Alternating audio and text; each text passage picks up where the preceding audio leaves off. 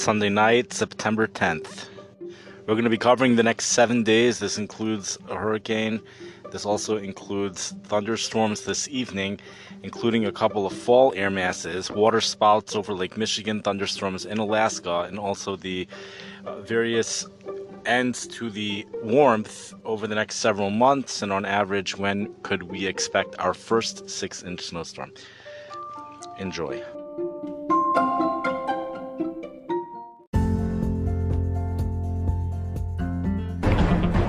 You're listening to Weather with Enthusiasm.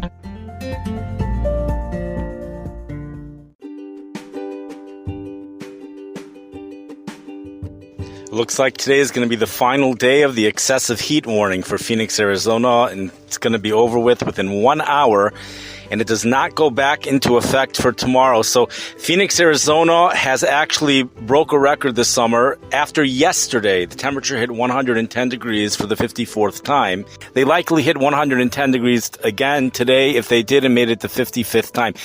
It's probably, we're going to look over some of these records. We set phenomenal records across the world this past summer. The summer heat seems to be dying down here in the United States. In fact, the heat dome is over with. New Orleans, Louisiana is getting a very refreshing breeze in the morning with temperatures starting off in the 60s, daytime highs only in the 80s. So we do have really nice conditions developing over parts of the country. We still do have heat indices reaching 100 degrees over in South Florida, but you know, it's under 105, so it should be below heat advisory criteria. The big story right now is a train of hurricanes that's taking place in the Atlantic Ocean under really warm water temperatures. And in fact, at the forecast track that I just looked at, which comes from the National Hurricane Center, and from the past couple of times, the National Hurricane Center, at least the times I've been observing these hurricanes, the National Hurricane Center really does the best job at these hurricane tracks. You know, the National Hurricane Center does take this hurricane up and brings a possibility of the thing headed to Boston. This is from the National Weather Service of Boston, issued 10:01 p.m. Eastern Daylight Time, Sunday, September 10th. So it's Sunday night. Our weather turns seasonable and much drier Thursday, although Hurricane Lee still could make a closer pass late this week or next weekend. So that's the time period that if it does affect Boston, that's when it would be affecting Boston. Increasing surf and rip currents are likely to begin around Tuesday and continue into the weekend. Although there is low confidence in any other impacts, refer to the latest forecasts on Hurricane Lee from the National Hurricane Center. Believe it or not, the hurricane is a Category 4 hurricane. I was completely not aware that we're headed into that direction.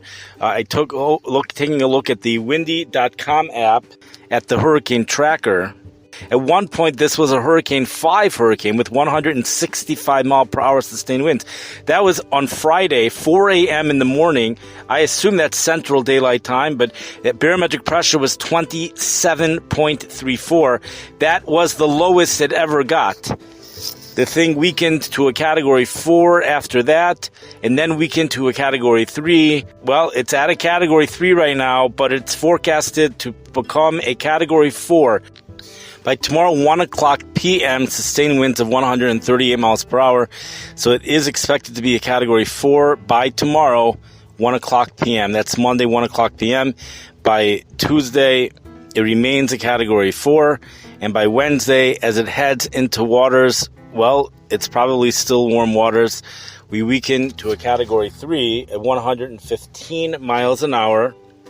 By Thursday, 104 miles per hour, Thursday 1 p.m.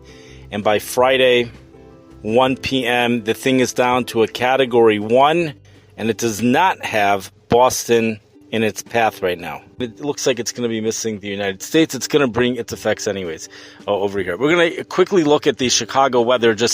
We have weak weather systems moving through the area this week, a couple of weak systems. However, despite the fact it's weak, we could get a good soaking rain. In fact, tomorrow, once it starts raining in the morning, the European computer model shows from about 6 a.m. onward, maybe some parts of Chicago 7, other areas maybe even starting at 5. It just rained the rest of the day. That's what the European computer model shows, with rainfall accumulations around a half an inch. Some areas a little bit more, some areas a little bit less. So now what this is that we have a front. It's a slow-moving front that's going to be moving through. It is a slow-moving front. The thing is, despite the slow movement of the front, or despite the weakness of this low-pressure system, which is, I don't even know if it falls under 30, it's like 29.9, if even that, 29.8. It's probably closer to 30 in terms of the barometric pressure. The temperatures 5,000 feet above the surface are about 43 degrees Celsius. That's significantly colder than what we've seen, over the summertime. We see a lot of times the temperature tends to rise about 12 to 24 degrees by the time it hits the surface. Surface temperatures, from what I've seen, tend to be about 12 to 24 degrees warmer than what they are 5,000 feet above the surface.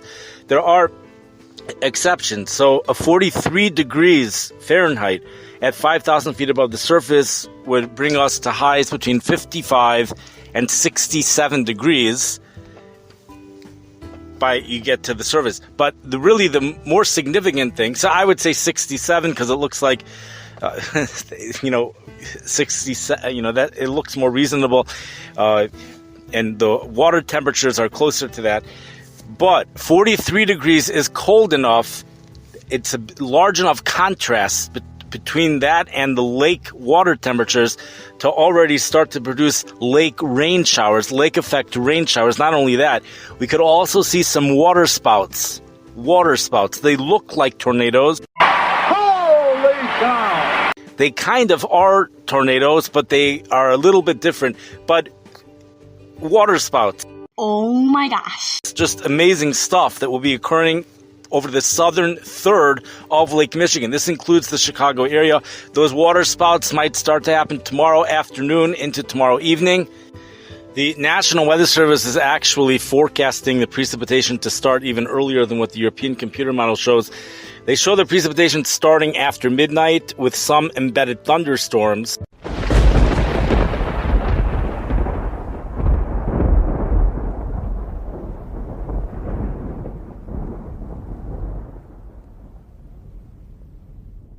But by then, after midnight really is just a generic term. These embedded thunderstorms are expected to persist across the area Monday into Monday night. That's consistent with the European computer model, with no severe weather expected, but rainfall amounts of an inch or more are possible on a localized basis. So again, the European computer model shows a half an inch, some areas a little bit less. The areas getting a little bit more really are like over Lake Michigan already, but the National Weather Service is telling us that there could be some localized areas of getting an inch or more. It's really particularly Monday evening into the overnight hours into Tuesday morning. That's when we might see water spouts along the lake. So we have very beautiful stuff, interesting stuff for the southern portions of Lake Michigan. We're now going to take a look at some of the records from this past summer. We're using the Washington Post. They have a phenomenal staff of meteorologists.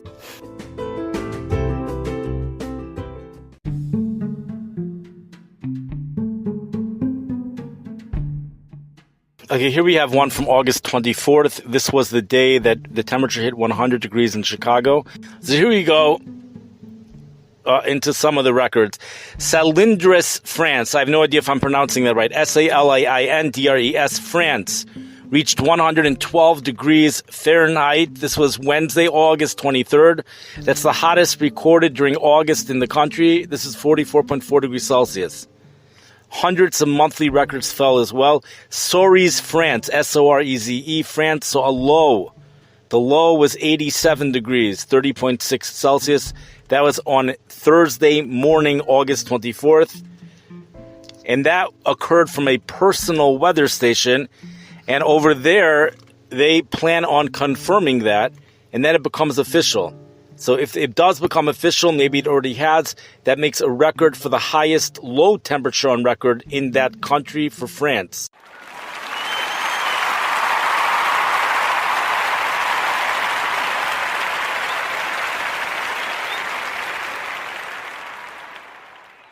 And that's according to the weather historian Thierry Goose, Thierry Goose. We have a French observatory, which is 5,000 feet above the surface, had a high temperature of 87 degrees. This was on Wednesday, August 23rd. It's hard for us to have an appreciation for that since it's only 87 degrees, but that's the first time since 1985 that it's ever been higher than 86 degrees there, according to meteorologist Nahal Belkirs. I don't know if I'm pronouncing it right. Bilbao, Spain, had record high temperatures Wednesday, August 23rd. This was the day we also saw record heat here in the Chicago area. It was 111 degrees there, 44 degrees Celsius. Tortosa and Santander also set hottest on record highs, and several spots in Portugal. All-time warm minimums have been widely set on the Iberian Peninsula.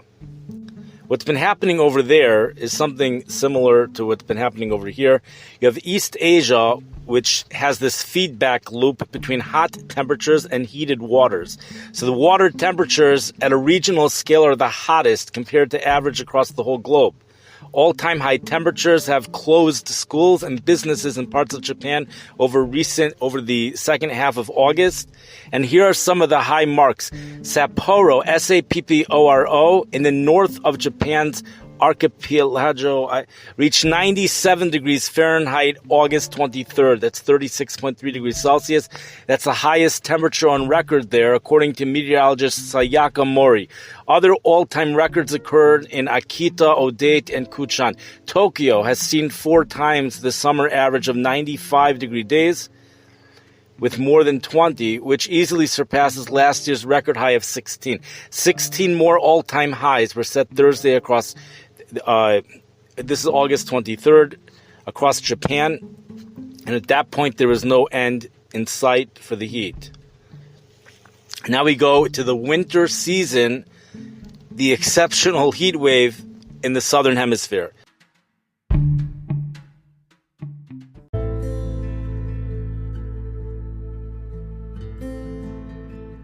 South Americans, Villamontes, Bolivia, was 113 degrees August 23rd, which ties the hottest winter temperature on record in the southern hemisphere.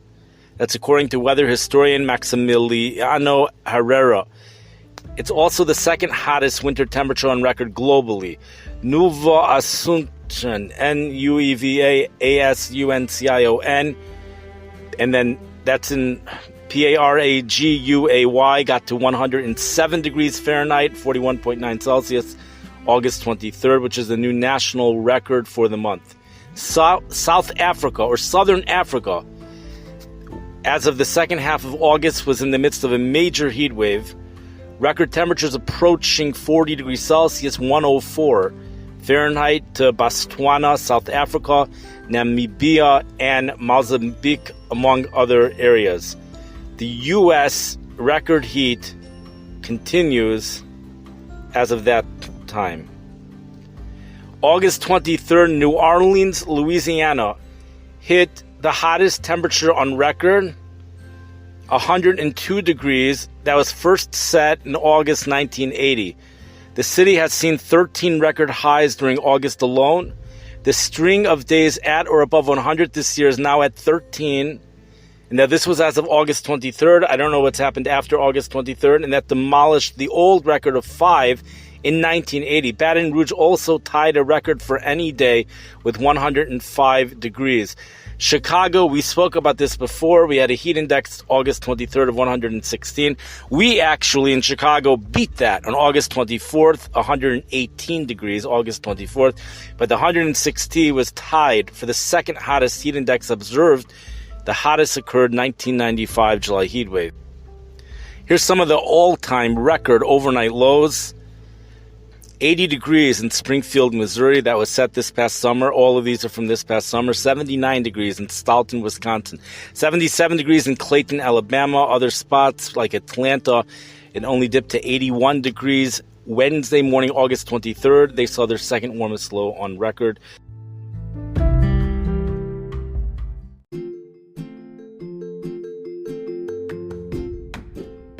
But this week here in Chicago, it looks like a cool week. We're north of the jet stream, temperatures in the 60s, highs in the upper 60s. We start to warm up again by the weekend, as high pressure moves in behind a cold front. So once we hit the backside of that high pressure, the south flow comes in with the sunshine, and temperatures will likely rise into the 70s. That's the story for us here in Chicago. And we do have lots of thunderstorms occurring this evening, by the way.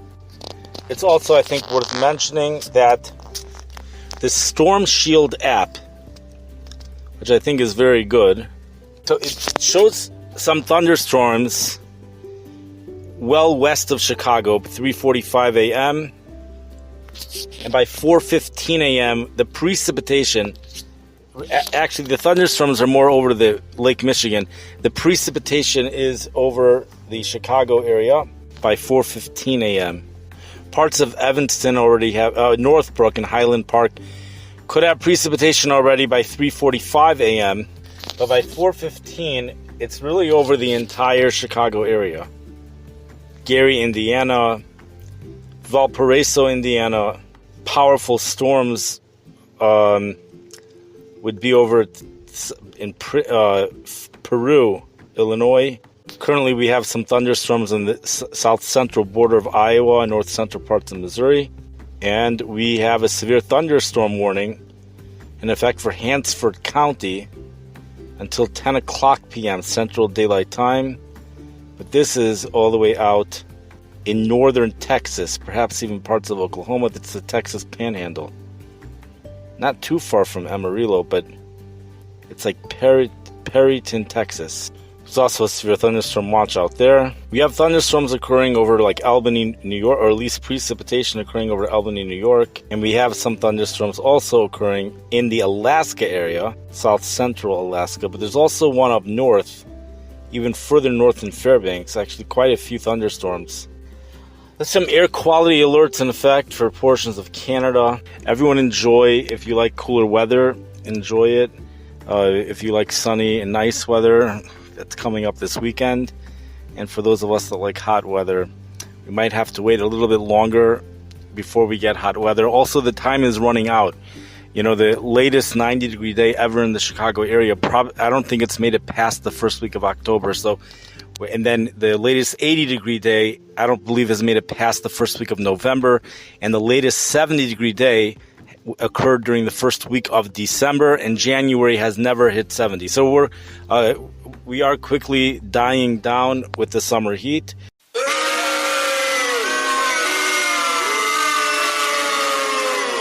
But sometimes outside of these hurricanes, a couple hundred miles away, you can get some very intense compressional warming, which could bring the 90s back into the city. So that could always happen, but our time is limited in regards to the summer heat.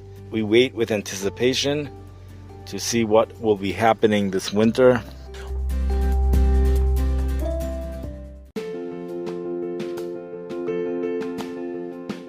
On average, the Chicago area gets its first major snowstorm January 14th, right around then. A major snowstorm is defined by the National Weather Service as 6 inches or more. We do not always get a major snowstorm, believe it or not. We do not always get a 6-inch snowfall every winter. It's amazing. It doesn't always happen, but it usually happens.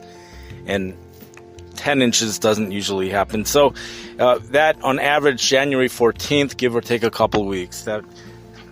That's our snow season. Last year, we had snow on the ground already for the last week of December. And with that, we're going to say goodnight.